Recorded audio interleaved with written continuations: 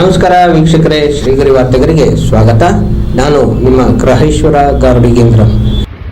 ದಿನಾಂಕ ಫೆಬ್ರವರಿ 15, 2026ರಂದು ರಾಮಾನುಜ ರಸ್ತೆಯ 108 ಲಿಂಗಗಳಿರುವ ಶಿವದೇವಾಲಯದಲ್ಲಿ ಕಂಡುಬಂದ ಪೂಜಾ ಸಡಗರ ಹಾಗೂ ಸಾವಿರಾರು ಭಕ್ತಾದಿಗಳು ಶಿವನ ದರ್ಶನ ಪಡೆದರು. ಅರ್ಚಕರು ಶ್ರೀಗರಿ ವಾಹಿನಿಯೊಂದಿಗೆ ಮಾತನಾಡಿದರು.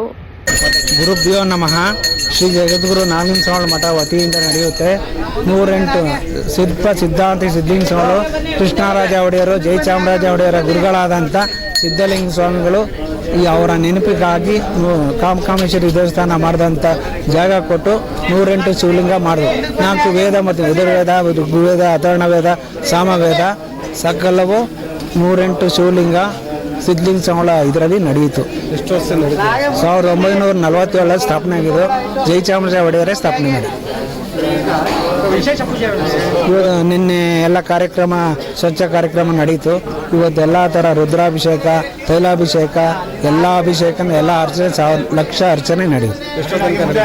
ಬೆಳಗಾನ ನಾಳೆ ಬೆಳಗ್ಗೆ ತನಕ ಇದೆ, ಕಂಟಿನ್ಯೂ ಇರುತ್ತೆ. ಮಾಮೂಲಿ ರುದ್ರಾಭಿಷೇಕ, ಅಭಿಷೇಕ ಎಲ್ಲ ಇರ್ತೀವಿ. ಜಗದೀಶ್ ಗುರುಗಳು, ರಾಜ್ಗುರುಗಳ ಮೊಮ್ಮಕ್ಕಳು.